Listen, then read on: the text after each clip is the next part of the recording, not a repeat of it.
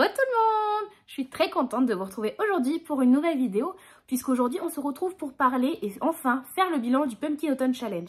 Donc pour ceux qui s'en souviennent, le Pumpkin Autumn Challenge, enfin la vidéo où je vous présentais ma palle du Pumpkin Autumn Challenge, c'était la toute première vidéo que j'avais postée sur la chaîne. Donc n'hésitez pas à aller faire un tour sur la chaîne si vous ne l'avez pas vue, ça pourrait être marrant que vous voyez à l'époque à quel point j'étais motivée, à quel point je me disais non mais c'est sûr, je vais tellement lire celui-ci, il me fait trop envie, nanani nanana, et de comparer avec maintenant où bah j'ai pas tout lu. Donc effectivement vous allez voir, le bilan est assez mitigé, mais à ma défense, sur les 3 mois que le challenge proposait, je n'en ai fait que 2. Déjà, j'ai totalement squeezé le mois de septembre. J'ai commencé le challenge début octobre. Donc oui, je me suis laissé octobre-novembre. Et on est le 4 décembre aujourd'hui où je filme. Donc dernier jour du Pumpkin Autumn Challenge. Et donc les 4 premiers jours de décembre. Donc c'est ok. Sur 2 mois, je trouve que finalement, j'ai réussi à faire à peu près la moitié de ma palle. Ce qui est pas mal. Un mois en moins. La moitié de ma palle faite. Franchement, c'est ok. C'est pas réussi. Mais mon objectif était de faire la moitié plus 1. Chose faite, donc pour moi c'est bon, c'est un challenge réussi. Donc à vous de décider, de me dire si vous estimez que la moitié plus 1 c'est réussir, sachant que je me suis enlevé un mois. Vous me dites, dites-moi ça en commentaire si vous estimez que c'est accepté ou si au contraire vous me dites non Marie, arrête. Arrête, tu es dans le déni, tu as raté ton challenge. J'accepterai le fait que vous me disiez que j'ai raté. Ça me briserait le cœur, mais j'accepterai. Ce que je vous propose de faire, c'est de vous représenter les catégories au fur et à mesure et de vous dire, bon bah moi j'avais mis ce livre-là dans ma palle, je l'ai lu et je vous fasse un petit bilan lecture, un avis lecture très succinct, j'ai pas envie que la vidéo dure 40 ans. Et puis si je l'ai pas lu, bah de vous dire, bah il est bien gentil ce livre-là, mais il retourne dans la palle malheureusement. Donc voilà, donc on va commencer tout de suite et je vais vous présenter catégorie par catégorie. Je vais pas refaire tous les menus, je vais juste faire catégorie par catégorie, voilà, en vous expliquant les thèmes, moi le bouquin que j'avais choisi, lu, pas lu, si lu, avis, si pas lu... dommage. Voilà, donc on va commencer tout de suite. Et donc pour la première catégorie, les thèmes étaient chasseurs de fantômes, enquête, exorcisme. Et pour ceux qui s'en souviennent peut-être, moi j'avais choisi de mettre le livre rouge de Jack l'Éventreur, écrit par Stéphane Bourgoin aux éditions Point.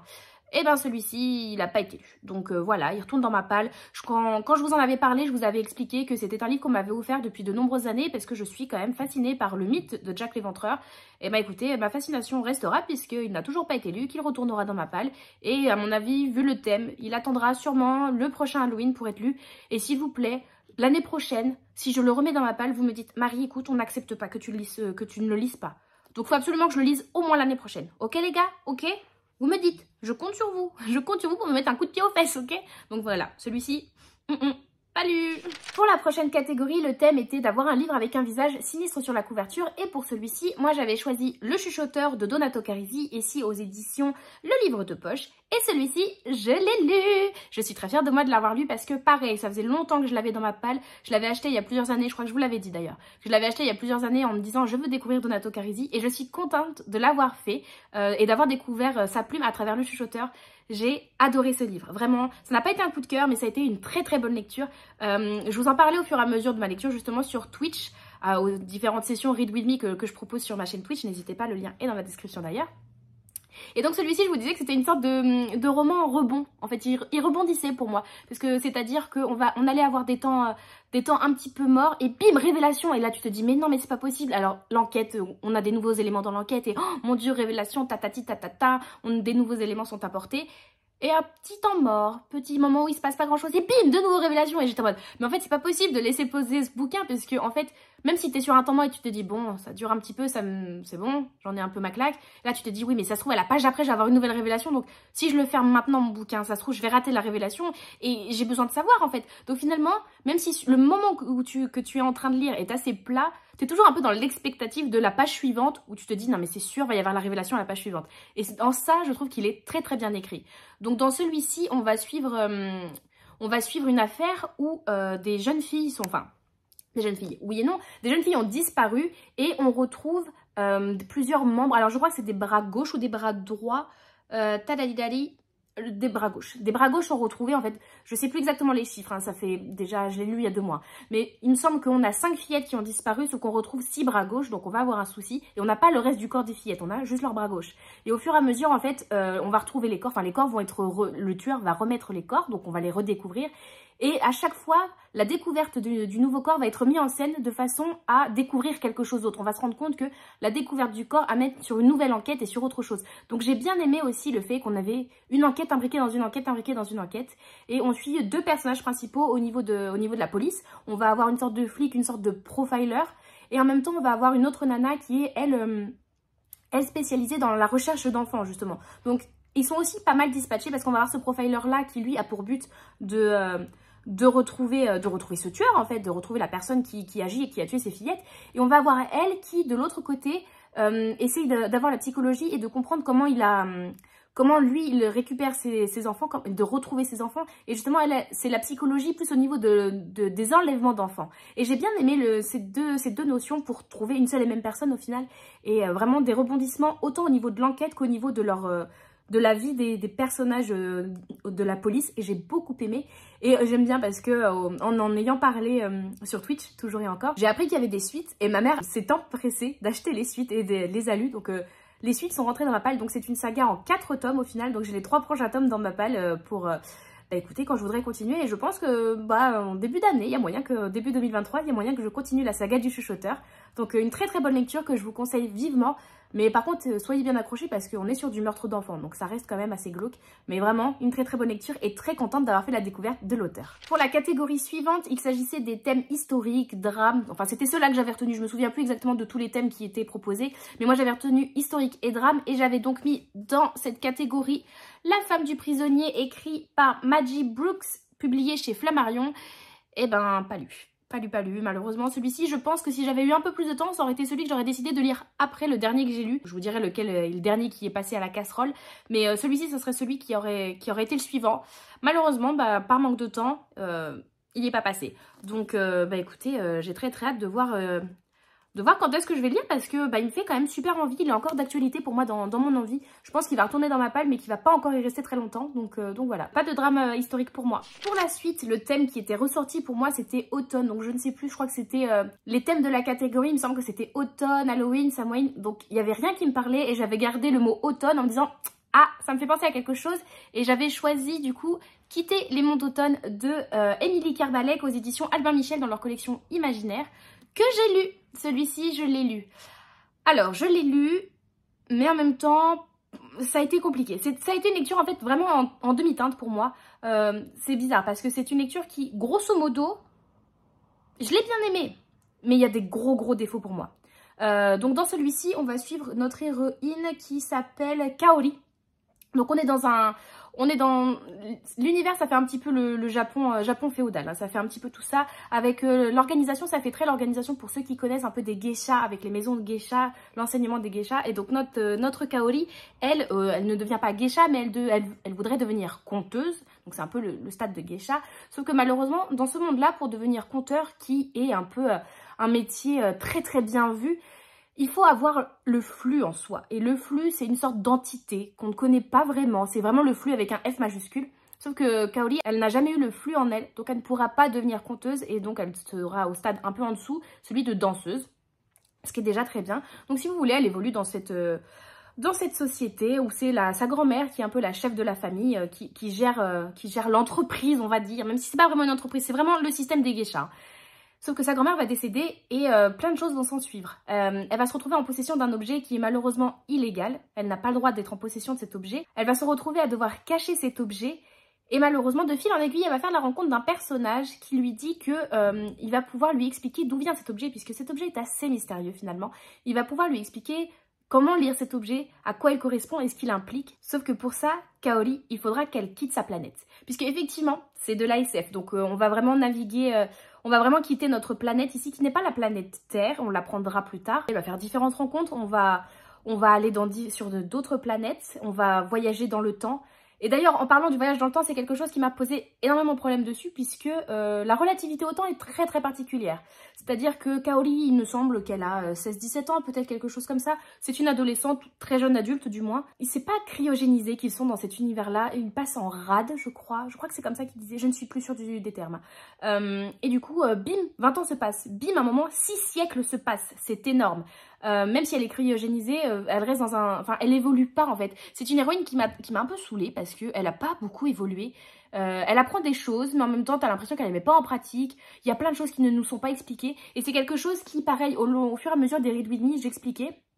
En fait, au fur et à mesure de l'histoire, on va avoir plusieurs problématiques qui vont se créer. On va avoir la problématique A, par exemple, qui va être notre problématique principale. La problématique principale, c'est cette histoire d'objets mystérieux. Problématique A, ouverte, donc il faut absolument qu'on résolve ce problème. Problématique B, qui va arriver au fur et à mesure du bouquin. Problématique C, qui va arriver. Donc à un moment ou à un autre, on va avoir 3 problématiques. On se dit, va falloir les résoudre. Et plus j'avançais dans ma lecture, plus je me disais, rien n'est résolu.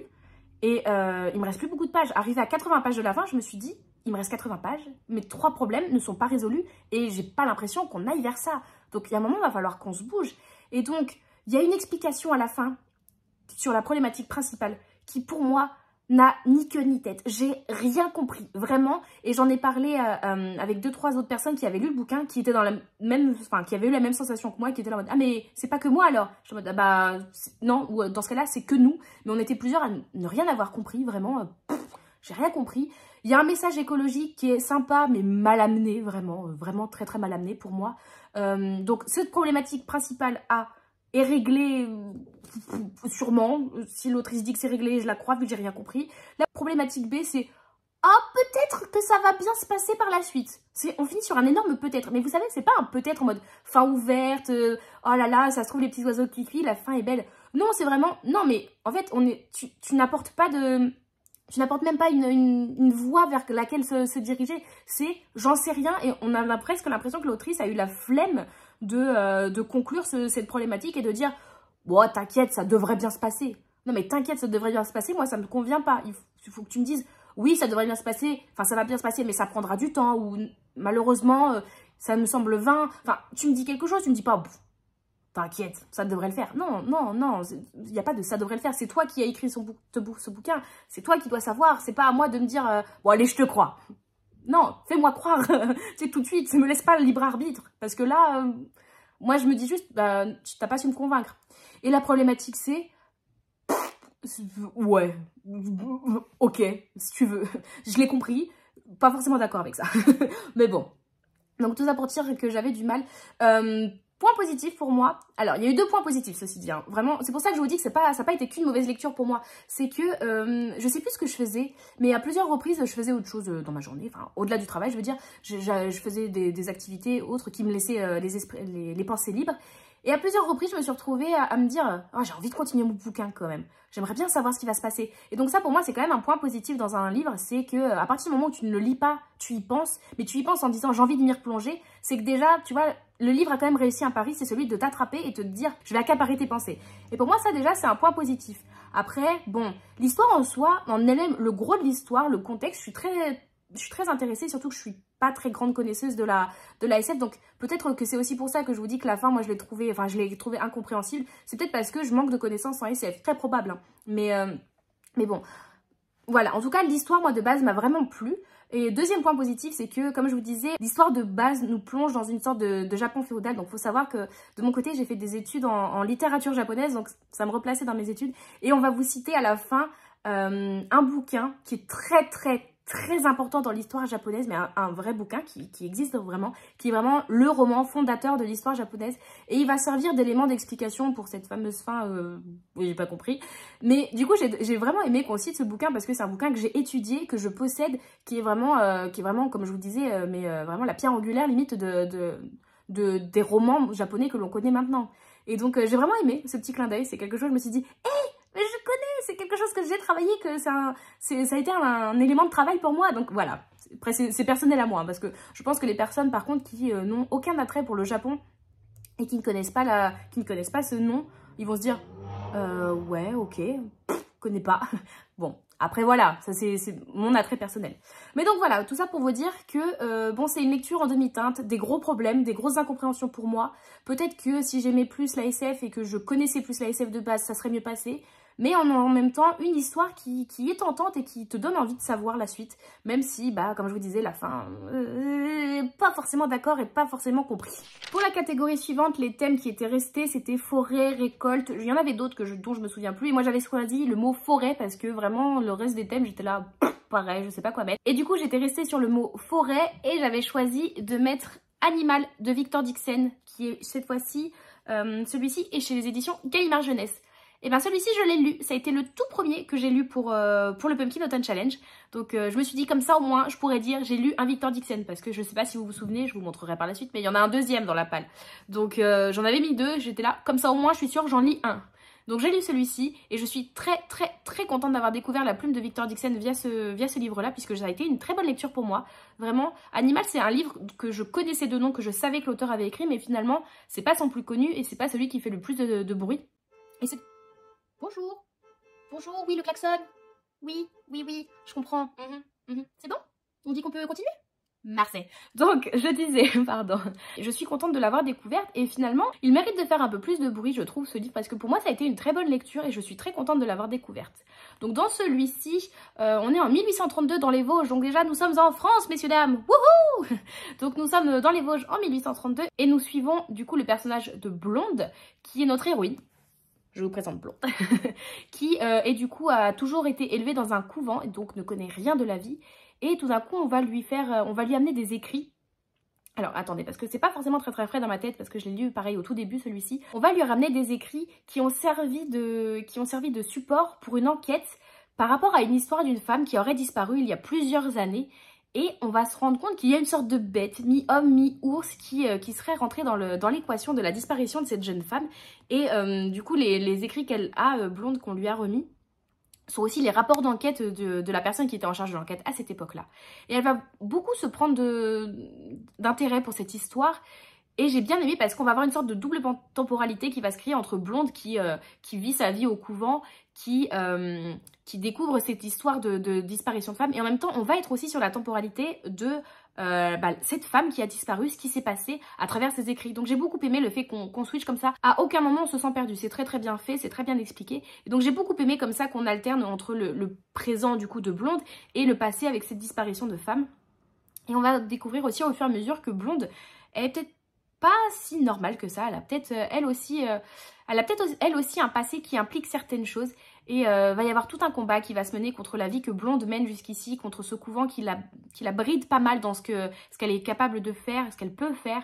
Et j'ai beaucoup aimé, il y a un esprit de rébellion et que j'ai beaucoup aimé chez Blonde. C'est une héroïne que j'ai vraiment adorée. Elle va faire des rencontres elle va découvrir des gens, elle va beaucoup évoluer, j'ai adoré. On va se prendre d'affection pour des personnages qui de base, je pense, ne sont pas faits pour ça. L'écriture est vraiment superbe. J'ai beaucoup aimé parce qu'on sent que Victor Dixon s'est énormément renseigné sur différentes choses et ça se ressent vraiment. On ressent la recherche en amont avant cette écriture et j'ai adoré. Enfin bref, un one-shot en plus, enfin non. D'ailleurs, non, je vous dis des bêtises parce que je pensais que c'était un one-shot et finalement, après en avoir parlé en Read With Me, je ne sais plus qui m'a dit « Mais non Marie, il y a une suite !» Et je suis allée voir, effectivement, il y a une suite. Mais pour moi, celui-ci se suffit à lui-même, hein, vraiment. N'ayez pas peur de juste avoir celui-ci dans votre palle, par exemple. Il se suffit à lui-même. Il y a une fin qui, pour moi, est totalement convenable. Et franchement, j'ai pas envie de lire la suite parce que j'ai peur que ça soit trop poussif de vouloir continuer cette histoire qui, pour moi, se termine très bien là où elle se termine. Donc voilà, une très bonne histoire, une très bonne découverte pour moi de Victor Dixon. Et je suis contente parce que je l'avais acheté d'occasion en me disant comme ça, je le découvrirai sa plume. Mais écoutez, ça m'encourage encore plus à lire ses autres ouvrages. Déjà que j'étais tentée de base, après avoir lu ça, c'est sûr, hein, je veux trop lire ce qu'il a fait après. Par la suite, les thèmes qui étaient ressortis étaient loyauté, quête, fantasy. Et moi, j'avais choisi de mettre une suite de sagas avec le tome 3 de The Witcher, écrit par Andrzej Sapkowski. Toujours pas sûre de la prononciation, vraiment, et je ne le saurai jamais. Donc, c'est le dernier que j'ai lu. C'est le tout dernier, je l'ai terminé ce matin, en live d'ailleurs. Donc, c'est tout frais. Et je suis très contente de cette lecture. C'est pas un coup de cœur, mais ça reste une très bonne lecture. J'adore l'univers de The Witcher, surtout que, comme je vous ai expliqué, il me semble, avec les tomes 1 et 2, c'était plutôt des nouvelles qui permettaient de comprendre un peu l'univers, comprendre les personnages sur lesquels on allait se centrer. Et c'était pas vraiment une véritable histoire qui avait sens bout à bout. On découvrait plutôt les personnages à travers différents moments de vie comme ça qui faisaient des petites nouvelles. Et là finalement le tome 3 c'est un peu l'entre-deux. C'est plus vraiment des nouvelles parce qu'on va avoir une histoire, on va suivre les personnages véritablement. Mais en même temps c'est des chapitres déjà qui font 80 pages à peu près, hein, faut savoir. C'est des chapitres d'à peu près 80 pages, donc c'est très long quand même. Mais, donc on va les suivre sur une longue période. Mais d'un chapitre à l'autre, on va suivre quand même des personnages différents qui n'évoluent pas au même endroit, au même moment. Donc pour moi, c'est l'entre-deux entre un vrai roman linéaire, on va dire, et les nouvelles qu'on a connues sur les 2 premiers tomes.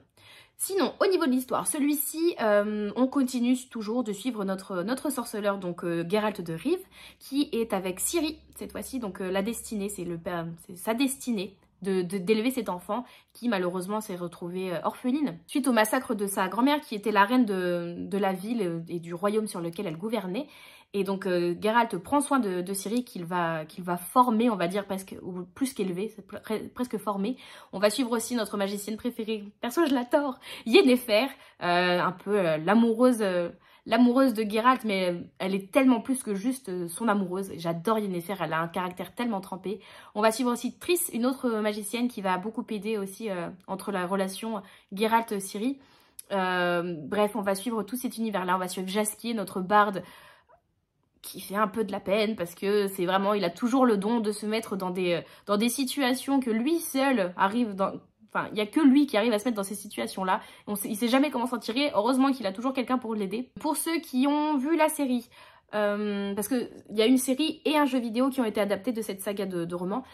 Pour le jeu vidéo, je ne pourrais pas vous dire, j'ai à peine commencé le premier jeu qui date un petit peu, donc je pourrais pas du tout vous situer, je n'en sais rien. Pour ceux qui ont vu la série par contre, qui comptabilisent pour le moment 2 saisons, les tomes 1 et 2 pour moi correspondent à la saison 1 et ce tome 3 nous plonge directement dans la saison 2. Vraiment, il y a énormément d'éléments qui se passent ici qui sont dans la saison 2. Il y a certains éléments qui se passent dans la saison 2 de la série que je n'ai pas encore vu ici, donc j'imagine qu'ils arriveront au fur et à mesure des tomes. Mais donc voilà, on est quand même principalement sur la saison 2 de la série, histoire de vous placer pour ceux qui ont vu la série et qui voudraient lire les tomes. Voilà. Donc pour l'instant, il ne me semble pas qu'ici on évoque des choses qu'on n'évoque pas dans la série. Je crois que c'est là que je me rends compte que la série est vraiment fidèle. En tout cas, une très bonne lecture. Je compte lire le tome 4 assez rapidement. Allez, dans les 3 prochains mois, on va dire, histoire de ne pas laisser trop de temps se passer entre un tome à l'autre, parce que, ah oui, ça aussi, comme je vous disais, moi j'avais lu le tome 2, les tomes 1 et 2, je les avais presque enchaînés, il me semble, mais c'était il y a 2 ans. Quand j'ai commencé ce tome 3, je me suis dit, oh punaise, qui est quoi, où, quand, comment. C'est-à-dire que l'auteur va te dire, il y a machin, il est à tel endroit, il s'est passé telle chose, et en fait, il va nous sortir toute une tartouillée de noms propres entre les noms de lieux, les noms de gens, les noms d'événements, de choses qui se sont passées. Et j'étais là, oh, je sais plus ce que c'est ça, je sais plus qui c'est lui, il s'était passé quoi là. Bref, j'étais un peu paumée au début. Heureusement, la série, je l'ai vue il n'y a pas si longtemps que ça, donc c'est grâce à la série que j'ai pu me remémorer certaines choses. Mais pour ceux qui ne veulent que lire la saga sans se baser sur d'autres supports, vraiment essayez de ne pas laisser passer 2 ans comme moi entre les différents tomes parce qu'il y a moyen que vous soyez un peu perdus. Mais sinon après, j'ai vite rallié les wagons, il n'y a pas eu de souci là-dessus. Donc une très bonne lecture, très hâte de découvrir la suite et Geralt, je t'aime. Ensuite, les thèmes qui ressortaient étaient sorcières, macabres, contes, gothiques. Moi, j'étais restée sur sorcières et j'avais décidé de sortir de ma palle The Familiars, écrit par Stacey Holtz. Ici, c'est en édition en VO. En français, ça s'appelle Les Sorcières de Pendles. Je ne sais plus chez qui c'est édité en France, je m'excuse. Donc voilà, j'avais décidé de sortir celui-ci. J'ai juste décidé de le sortir, il n'est pas vraiment sorti. Malheureusement, il n'a pas été lu celui-ci, il est passé à la trappe. Je vous avoue que j'avais choisi plusieurs livres VO. Sur tous ceux que j'avais choisi, j'en ai lu un en VO. Et ben, c'était pas celui-ci. Donc, il sera lu une toute prochaine fois, j'espère. Enfin, j'espère, oui, je compte le lire une prochaine fois, ça c'est sûr et certain, parce qu'il me fait quand même très très envie. Après, au vu de la couverture, il fait quand même énormément en tonal, donc pas sûr qu'il soit lu tout de suite. Donc, à mon avis, il attendra l'année prochaine. Mais bon, écoutez, pour ceux qui l'ont lu, je serais très curieuse que vous me disiez dans les commentaires, vous l'avez aimé? Si oui, pourquoi? Essayez de me motiver parce que celui-ci, j'ai l'impression que ça va être compliqué de le sortir de ma palle pour la prochaine fois. Pour la prochaine catégorie, l'idée était de soit commencer, soit terminer une duologie. Pour ma part, j'ai décidé de commencer une duologie avec le tome 1 du Fléau de Stephen King que j'ai ici dans l'édition coffret un petit peu du livre de poche. Donc ça, c'est le coffret. Hop. Et pour le tome 1, il ressemble à ceci. Donc j'ai lu celui-ci, qui est un beau bébé, c'est un beau King. J'ai eu un petit souci avec celui-ci, puisque je l'ai lu d'ailleurs. Hein. J'ai oublié de vous préciser, mais celui-ci a été lu. Il a été lu. J'avais décidé de le commencer sur le live au 31 octobre, le live Halloween que j'ai fait sur Twitch. Donc j'avais commencé et par la suite, il m'a fallu, il me semble, près de 2 semaines pour le lire. Je l'ai beaucoup trop fait traîner, pas parce qu'il ne me plaisait pas parce que j'avais des soucis ou quoi au niveau de ma lecture, parce que moi, malheureusement, je n'avais pas assez de temps à lui accorder. Il s'est passé différentes choses dans ma vie qui ont fait que j'avais pas vraiment de temps. Donc, ça a été un problème avec moi puisque le faire traîner comme ça, faire traîner du Stephen King, personnellement, ça ne me réussit pas. J'ai l'impression de me sortir de l'histoire et quand je reviens dans l'histoire, il y a tellement de noms en fait qui sont cités, surtout dans ce livre-là. C'est quelque chose que King fait beaucoup, je trouve, d'utiliser beaucoup de personnages, mais dans celui-ci d'autant plus qu'il y a beaucoup de personnes et qui ne sont pas exactement aux mêmes endroits. Donc j'étais là à chaque fois, ok, lui, elle, truc, ils sont ensemble à tel endroit, mais ils vont aller vers tel endroit. Enfin bref, ça a été compliqué pour moi de rallier les wagons à ce niveau-là. Ça l'a fait au final, ça a été une très bonne lecture pour moi. D'ailleurs, je suis contente parce que j'ai l'impression que c'était relativement des bonnes lectures quand même que j'ai fait sur ce Pumpkin Autumn Challenge. Mais donc celui-ci a été une bonne lecture pour moi. Alors par contre, pour tous les anxieux, tous ceux qui sont flippés, des épidémies surtout avec le coronavirus, ne lisez pas ça parce que ça va vous mettre mais mal. Dans celui-ci, donc, on suit un fléau, donc une sorte d'épidémie... Enfin, c'est pas vraiment une grippe, la grippe c'était plutôt le Covid. Une sorte d'épidémie qui se répand à vitesse grand V. Là, on ne suit que les États-Unis, mais j'imagine que le monde entier est touché par la suite. En tout cas, là, on se base sur les États-Unis. D'ailleurs, à l'arrière, je ne sais pas si vous voyez, nous avons une carte des États-Unis avec les gros points touchés. Mais donc oui, on va suivre une épidémie qui se répand très vite à travers les États-Unis et qui a 99,4 ou je ne sais plus combien pour cent, 99,4, oh de tête je l'ai fait, qui a 99,4% d'être mortel. Comment vous dire? En gros, tu en meurs. Tu n'as presque pas le choix. Donc, quand tu l'attrapes, tu meurs. Et quelques personnes ne vont pas être touchées par cette épidémie. Parce que finalement, la moitié du bouquin, ça va être l'épidémie, les gens qu'elle va toucher et les morts. Donc, on va voir, ça va être... La moitié du bouquin, c'est hécatombe, concrètement. Et on va suivre quelques personnes qui vont réussir à passer à travers les mailles du filet, à ne pas être touchées par cette épidémie, et qui vont, au fur et à mesure, se rassembler pour essayer de comprendre, parce que finalement, est-ce que cette épidémie, il n'y aurait pas quelque chose qui se cacherait derrière? Et qu'est-ce qui fait que ces personnes-là, précisément, n'ont pas été touchées, ont été immunisées? Parce que c'est pas seulement médical, l'explication. Il semblerait qu'il y ait autre chose. Donc j'ai beaucoup aimé. Ça augure quelque chose de très bon par la suite parce que là, on a passé le stade de la découverte. Le stade de la découverte de l'épidémie peut être un peu long. Enfin, la découverte, le constat qu'on en fait de oui, ça tue des gens, oui, il se passe comme ceci. Évidemment, c'est du Stephen King, donc il va y avoir des morts un peu dégueu. Ça peut être un peu long pour certains, je le comprends. Perso, moi, ça m'a pas dérangé sur ça. Donc là, j'ai très hâte, par contre, de savoir exactement ce qui se passe, pourquoi cette épidémie existe, pourquoi ces personnes-là sont vivantes, pourquoi elles se rassemblent, on nous explique qu'il y a quelque chose effectivement qui les rassemble, pourquoi cette chose-là les rassemble et pourquoi il se passe ce qui se passe, quoi, concrètement. Là, j'ai fini ce tome-là avec des grosses interrogations qui, connaissant Stephen King, elles seront répondues dans la suite. Le tome 2 fait à peu près la même grosseur que ce tome 1. Donc le tome 1, on est sur du 800 pages et quelques, je crois. Le tome 2, celui-ci, que je trouve très beau aussi, on est sur à peu près la même taille de bébé. Donc ça fait quand même deux beaux bouquins. Donc le tome 2, j'ai très hâte de le lire. Je pense que je lirai relativement vite pour garder en tête pendant que c'est frais, pendant que le tome 1 est frais dans ma tête, pour pouvoir l'enchaîner. Comme ça, au moins, ça sera fait. Et puis ça sera une duologie de King lu. Donc finalement, j'aurais commencé et terminé la duologie en peu de temps. Donc le Pumpkin Autumn Challenge marche aussi à retardement ou pas? Ou pas. En tout cas, voilà. Ça a été... Non, celui-ci. En tout cas, ça a été une bonne lecture, un très bon King pour moi. Et je vous le conseille pour ceux qui aiment King et qui n'ont pas encore découvert le fléau. Mais par contre, pour ceux, comme je vous disais, même si vous aimez King mais que vous êtes flippé de l'épidémie de Covid, c'est pas pour vous. Franchement, vous vous mettez à flipper de tous les gens qui toussent. Je vous le dis. Après avoir commencé ce bouquin-là, dès que quelqu'un toussait, j'étais là... Tu vas bien, hein? Tu vas bien? T'as fait ton testament quand même. Donc voilà, très bonne lecture, je vous le conseille pour les adeptes de King et puis très hâte de découvrir la suite. Ensuite, nous passions à une catégorie qui avait été très compliquée pour moi puisque les thèmes avaient été humour, livre audio, podcast et j'étais là, bon, je lis pas de livre audio, je n'écoute pas de podcast, bon bah humour, et ça a été un gros moment de solitude devant ma bibliothèque en me disant, bah je lis pas beaucoup d'humour, hein. Donc j'étais passée de cette bibliothèque-là roman à la bibliothèque manga. Et là, j'avais réussi à me dire, ah, mais celui-ci, au niveau humour, il fait bien le taf. Même si c'est pas le thème principal, qui est un autre thème, il fait bien le taf en humour.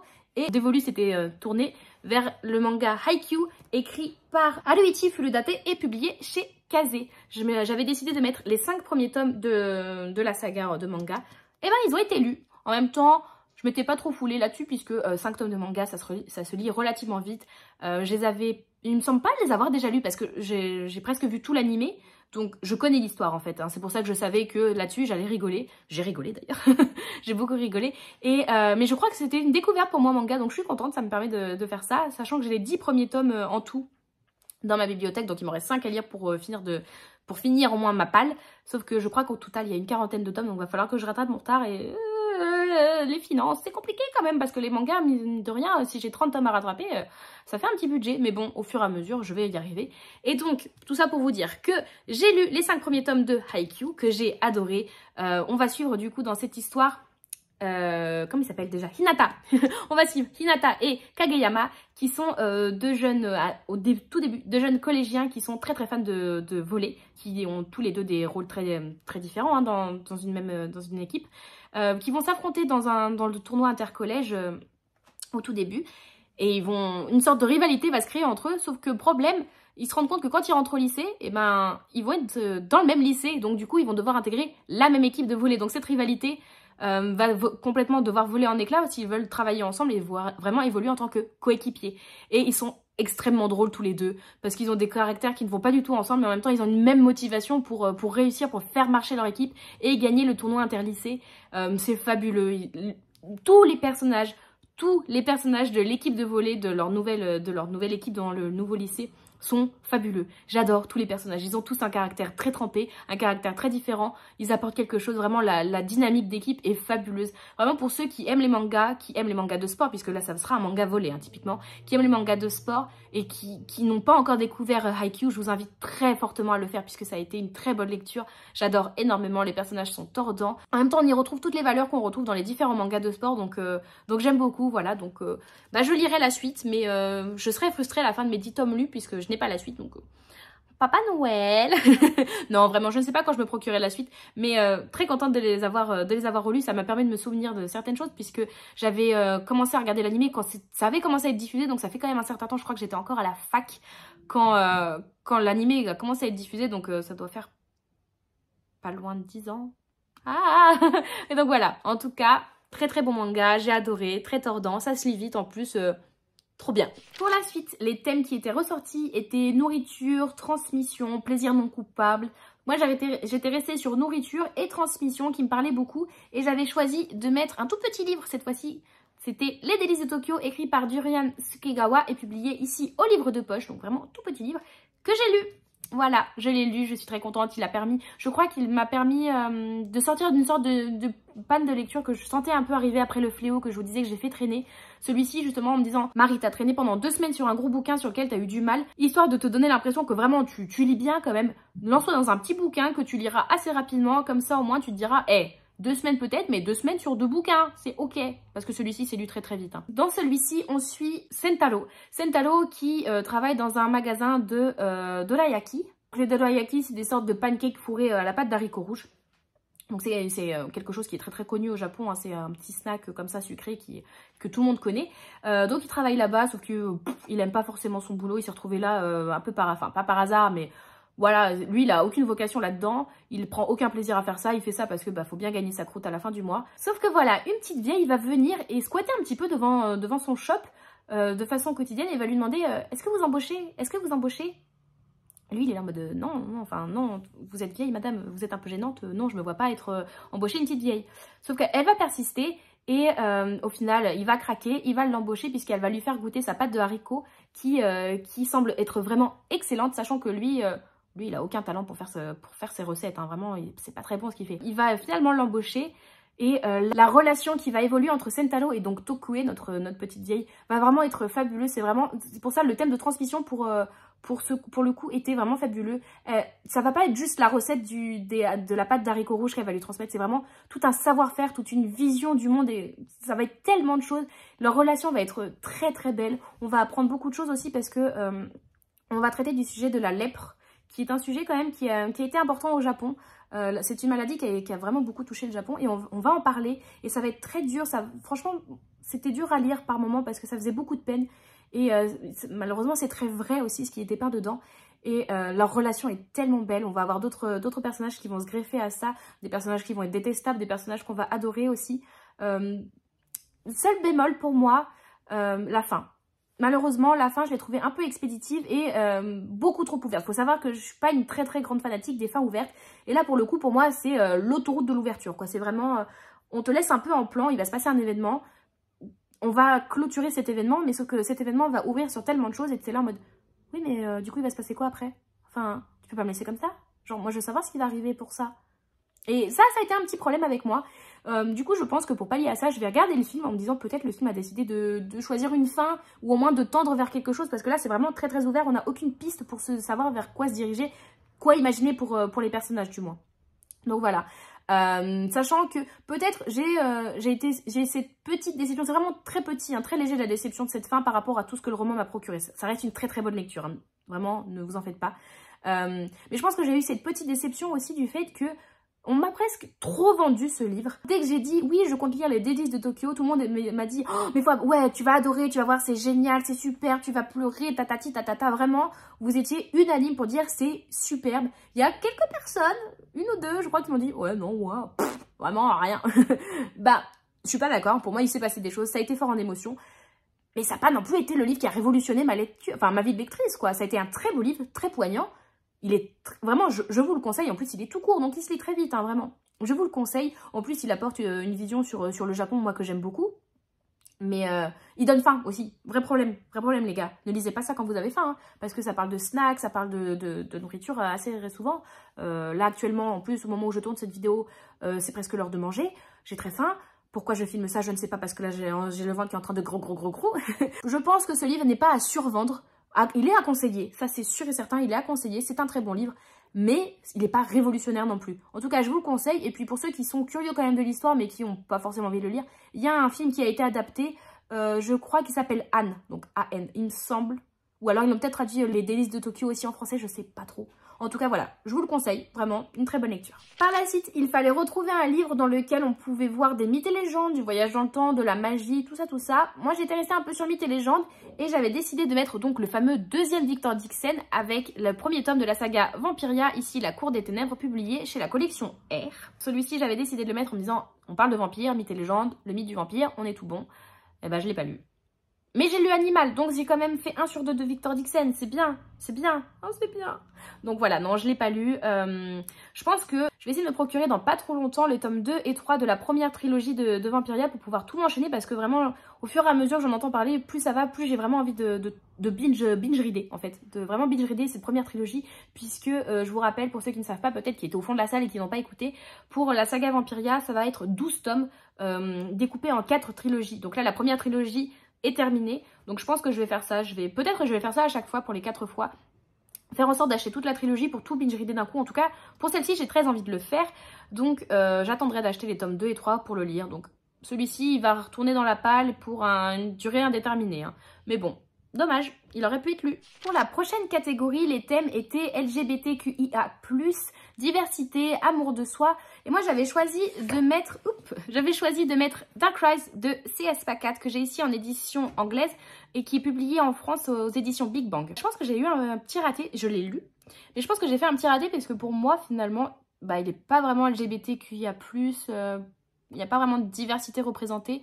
Quand j'avais lu le résumé, on faisait comprendre un petit peu que le personnage principal était bi. Ouais, ça, il l'est peut-être, mais c'est pas ça qui est transcendant. Donc bon, est-ce que c'était vraiment pertinent de le mettre dans cette catégorie? Je ne pense pas. Mais en tout cas, il est lu, ce qui est déjà une bonne chose, parce que c'est le seul livre en anglais de cette palle que j'ai lu. Donc au moins il est sorti de ma palle, ce qui est bien, ce qui est déjà pas mal. Sachant qu'en plus, vraiment double raté sur ça, il n'est pas LGBTQIA+, et en plus j'étais persuadée de lire un one-shot. J'étais là en mode trop bien, comme ça je vais découvrir CS Pacat, c'est un one-shot, c'est super, tatati tatata. C'est pas un one-shot du tout en fait. Ça pourrait, en vrai ça pourrait, ça finit sur une fin ouverte, mais acceptable. Mais en fait c'est pas du tout un one-shot, c'est après en avoir parlé qu'on m'a dit bah non, mais il y a une suite qui est prévue. Comment ça, il y a une suite qui est prévue? J'étais persuadée de faire un one-shot, j'étais trop contente. Donc au final, bah, j'ai commencé une saga. Super, et j'ai l'impression qu'on est plusieurs à avoir été floués là-dessus, hein, les gars. J'ai l'impression, enfin, rassurez-moi, je suis pas toute seule. On est d'accord qu'on est plusieurs à s'être retrouvés un peu embrigadés dans cette saga sans trop le vouloir, non? Donc dans celui-ci, c'est un peu compliqué au niveau de l'histoire, enfin j'ai trouvé.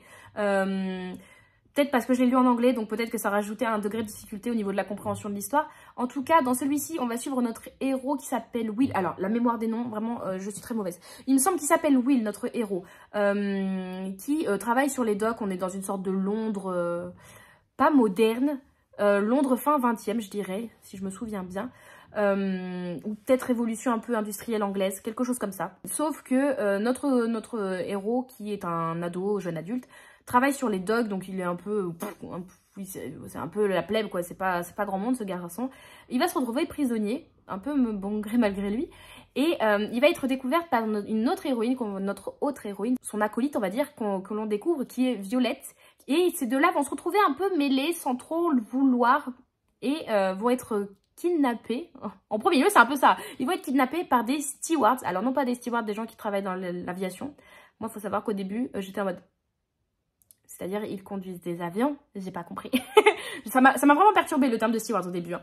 Donc, non, en fait, les stewards, c'est des sortes de chevaliers, mais vraiment chevaliers de blanc vêtus. Et qui vont récupérer nos deux amis, donc Will et Violette, et qui vont les ramener dans leur sorte de forteresse. Ils n'ont pas évolué avec le temps. C'est une forteresse qui a l'air d'être figée dans le temps. Pour y accéder, on passe à travers une sorte de passage secret magique un peu. Et on découvre qu'il va y avoir tout un combat qui va être mené, que ces stewards, en fait, essayent de combattre le fait que certaines autres personnes essayent de ramener... Il y a beaucoup d'essais. Visiblement, j'arrête pas d'utiliser le verbe essayer. Il y a des essais qui sont menés. On joue au rugby là-dedans. Non, pardon. Mais bref, notre grand méchant fait en sorte de pouvoir ramener et remettre au pouvoir le Dark King. Je sais plus comment ils l'ont nommé. Je sais pas comment il est nommé en français. Le roi sombre, le roi ténébreux, le roi nocturne, le roi noir. Bref, c'est noir, c'est ténébreux, c'est... Vous voyez. Bref, qui est un ancien roi qui a gouverné et qui était un peu un despote hein, sur les royaumes que l'on suit. Et donc ces stewards vont essayer de contrecarrer les projets de notre grand méchant qui veut ramener au pouvoir ce fameux roi qui n'augure rien de bon. Et donc Will et Violette vont comprendre que malheureusement, génétiquement parlant, ils ont l'air d'être mêlés un peu à cette histoire et qu'ils vont avoir leur part à jouer dans ce combat. Mais de quel côté? De quel côté en fait sont-ils? Qui sont-ils vraiment? Donc on va découvrir tout ça. On va voir leur combat, on va les voir évoluer. J'ai beaucoup aimé leur relation entre les deux. J'avais peur d'une romance, chose qui n'arrive pas. Pour moi, c'était un point bénéfique, vraiment, cette romance qui n'arrive pas. Mon papier, il est tombé. Donc voilà, c'était un point bénéfique pour moi, cette romance qui n'arrive pas. Et puis, ça a été un bon livre. Je sais que beaucoup de gens ont critiqué en disant qu'il y avait des longueurs, qu'il y avait certains... un gros ventre mou.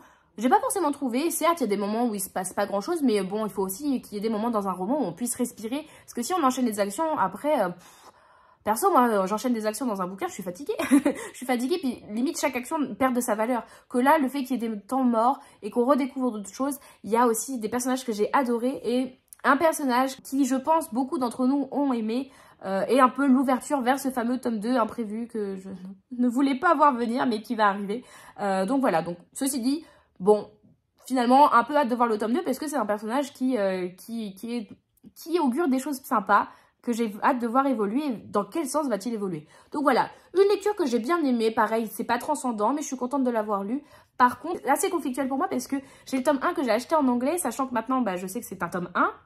Est-ce que je garde ce volume-là en anglais et je le continue dans la même catégorie en anglais? Ou est-ce que je revends celui-ci, je me les achète en français par la suite? Je sais pas trop ce que je vais faire, donc je verrai. Mais en tout cas, bah, j'ai envie de savoir la suite et bah, je suis à jour dans une saga, les gars. Avant-dernière catégorie avec les thèmes de l'écologie, post-apo, SF. Et j'avais décidé de mettre un premier tome de saga dans cette catégorie avec... le premier tome de Autre Monde de Maxime Chatham qui se nomme donc L'Alliance des Trois, publié ici chez le Livre de Poche. Et ben je l'ai pas lu. Voilà. C'est ma mère qui va pas être contente puisque elle arrête pas de me dire à chaque fois mais si, il faut que tu lises Autre Monde, tu vas voir, tu vas commencer, tu vas jamais réussir à t'arrêter, ça va être tellement prenant, tu vas adorer, nanani, nanana. Oui maman, je te crois. Mais bah j'ai pas commencé. Voilà. Mais ouais, je vais les lire. Oui. Je sais pas quand, mais je vais les lire. Donc voilà, celui-ci, c'est non. Mais peut-être en 2023. Je crois que ça fait 5 ans que je dis peut-être cette année. Et que c'est pas lu. Donc bon bah, il retourne sur les bibliothèques de pas lui. Désolé petit livre, je te lirai, promis, promis.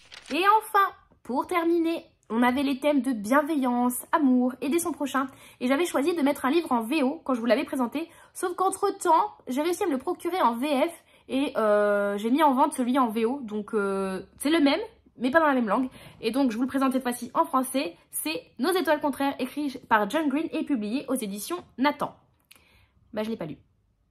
Voilà, la dernière catégorie, je l'ai pas lu. Et sachant que j'étais très motivée pour le lire au début du challenge. Et puis après en avoir parlé un peu, il y avait plusieurs gens qui m'ont dit ouais bon il n'était pas non plus foufou. Voilà, donc j'ai eu plusieurs échos comme ça de bof. Et bah bof après bof, je me suis dit ah bon bah peut-être pas maintenant alors. Et je vous avoue que j'étais arrivée à un stade où j'avais carrément oublié que j'avais mis dans ma palle. Donc voilà, je l'ai pas lu. Mais bon, mais je le lirai. Mais déjà, le fait que ça soit en français, si vous me dites que c'est un bof, le fait de l'avoir en français maintenant, ça va peut-être m'aider à quand même le sortir. Parce que je compte le lire, hein, mais ça va m'aider à le sortir parce que moi, je me dirais, bon, j'aurais pas la difficulté de la langue qui peut-être va me dire, est-ce que j'ai vraiment envie de me forcer à faire des efforts sur un bouquin qui, je pense, va être bof. Là, ça va peut-être m'aider. Par contre, ça, c'est vraiment moche. Hein. Meilleur roman quoi? Meilleur roman de l'année? Meilleur roman catégorie truc? Meilleur roman. C'est le meilleur roman, les gars. Voilà, je sais pas quand je vais le lire. C'est pas grave. Il a déjà attendu pendant des années en VO.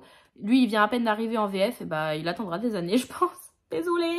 Donc voilà, au final, quand même, je suis plutôt fière de moi. Ça fait quand même un bon bilan. Comme je vous disais, j'ai lu la moitié plus 1.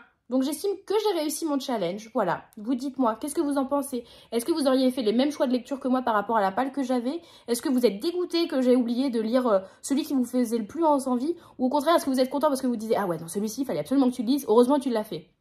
Donc voilà, dites-moi. Et puis vous avez participé au Pumpkin Autumn Challenge. Attendez, je vais poser parce que j'ai quand même lourd. C'est lourd. Donc oui, vous avez participé au Pumpkin Autumn Challenge. Si oui, vous avez lu quoi ou au contraire, lesquels sont passés à la trappe aussi de votre côté. Dites-moi tout ça en commentaire. En tout cas, je suis très contente d'avoir filmé cette vidéo. J'espère que vous aussi, que vous avez apprécié le contenu. Donc si c'est le cas, n'hésitez pas à vous abonner si ce n'est pas le cas, à activer la cloche et surtout à liker et commenter. C'est vraiment ça qui ferait le plus chaud au cœur. Et à partager si vraiment le cœur vous en dit, ça ferait vraiment plaisir. Je vous remercie beaucoup de votre présence et de votre soutien à chaque fois. Ça fait très très chaud au cœur. En attendant une prochaine vidéo, on se retrouve sur Twitch de façon quasi quotidienne. Donc je vous y attends. Le lien, je vous le rappelle, est dans la description. Je vous souhaite à tous une très bonne journée, de bonne lecture et à une prochaine. Bye bye!